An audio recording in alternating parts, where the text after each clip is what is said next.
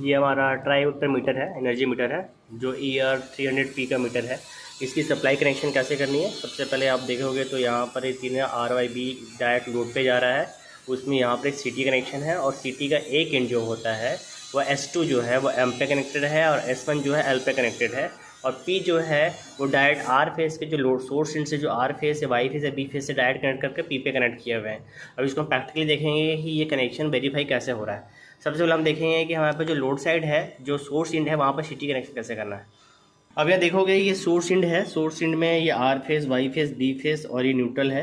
Are phase में भी CT लगा हुआ है, वाई फेज़ में भी CT लगा हुआ है, बी फेज़ में CT लगा हुआ है। ये सोर्स इंड से पावर जो है आगे की तरफ जाएगी और लोड पे जाएगी। तो जिस ओर से पावर जाती है उस इंड पे हमने P1 डाल के रखा हुआ है। जब देखोगे यहाँ पर ये P1 है, ठीक है, ये P1 गया है, P2 गया हुआ है पीछे साइड, और यहाँ पर सेकेंडरी साइड जो S1 है और ये S2 है। तो S1 रेड कलर का है, जो हमने पहले बताया था कि S1 जो वाला पार्ट है हमारा वह L पे कनेक्ट होगा और M पार्ट पे हमारा जो होगा, मीटर के M पार्ट पे जो कनेक्ट होगा वो ब्लैक कनेक्ट होगा।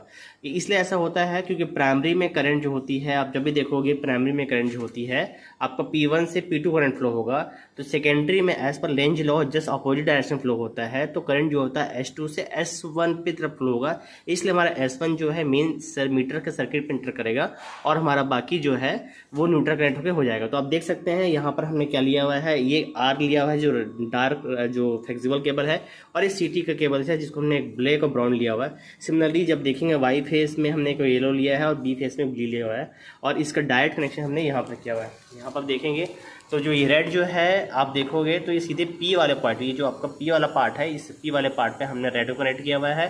ब्लैक वाला जो था हमारा S2 था, इसलिए हमने उसको ब्लैक पे कनेक्ट किया हुआ है, जो हमारा M पे कनेक्ट हुआ है, और L पे हमारा ब्राउन कनेक्ट हुआ है। ये सर्किट जो है कंटिन्यूस तीनों फेजेस में है, और लास्ट में हमारा न्यूट्रल का एक ब्लैक है। ये हमारा मीटर कनेक्शन का एक सर्किट है जो कंटिन्यू करता है। जैसे करंट फ्लो हम ऑन करेंगे, यहाँ पर इसका डाटा आएगा, उसके लिए हम बताते हैं आपको।